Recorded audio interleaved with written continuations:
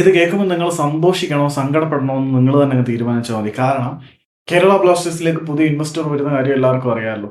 ഒന്നോ രണ്ടോ ആഴ്ചയ്ക്കുള്ളിൽ തന്നെ, ഒന്നോ രണ്ടോ ആഴ്ചയ്ക്കുള്ളിൽ എന്നല്ല, ഒന്നോ രണ്ടോ ദിവസങ്ങൾക്കുള്ളിൽ തന്നെ അതിന്റെ കാര്യത്തിൽ തീരുമാനമാകും.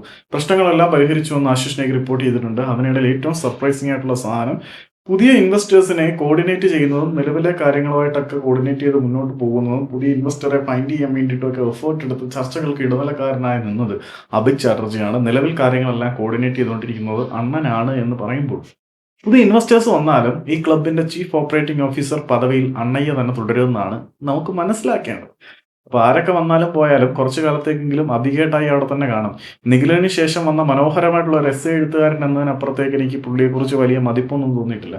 ഒഡീഷയിൽ എന്തൊക്കെയോ വലിയ നേട്ടങ്ങൾ സ്വന്തമാക്കി എന്ന് പറയുന്നത് കൂടാതെ പുള്ളിയുടെ അനിയനെയും കുടുംബക്കാരെയൊക്കെ ക്ലബിലെ പല കീ പൊസിഷനിലും കുത്തി നിറച്ച് ക്ലബിന്റെ അടിത്തറ കുളം തൂണ്ടുന്നതിന് വളരെ വലിയ പങ്ക് വഹിച്ച ആളായിട്ടാണ് എനിക്ക് തോന്നുന്നത്.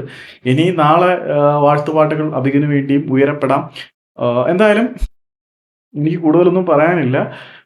ഇടനിലക്കാരനായിട്ടും പാലമായിട്ടും പ്രവർത്തിക്കുന്നത് അബിക ആയതുകൊണ്ട് തന്നെ ആ ഒരു പൊസിഷനിൽ തൽക്കാലത്തേക്കെങ്കിലും അബിക തുടരും. നല്ലതായിരിക്കുമോ ചീത്തയായിരിക്കുമോ എന്നൊക്കെ നമുക്ക് കാത്തിരുന്ന് കാണാം അണ്ണന്റെ സേവനം.